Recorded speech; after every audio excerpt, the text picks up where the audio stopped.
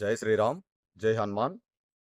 శ్రీ బిల్క్ అభయాస్త ఆంజనేయ స్వామి ఆలయం వద్ద ఈరోజు జయంత్యుత్సవాలు మరియు అన్నదాన కార్యక్రమం జరుగుతుంది.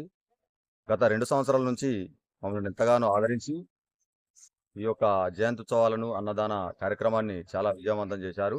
అదే మాదిరిగా ఈ సంవత్సరం కూడా ఇంకా అత్యంత వైభవంగా ఈ యొక్క కార్యక్రమాన్ని చేపట్టడం జరిగింది.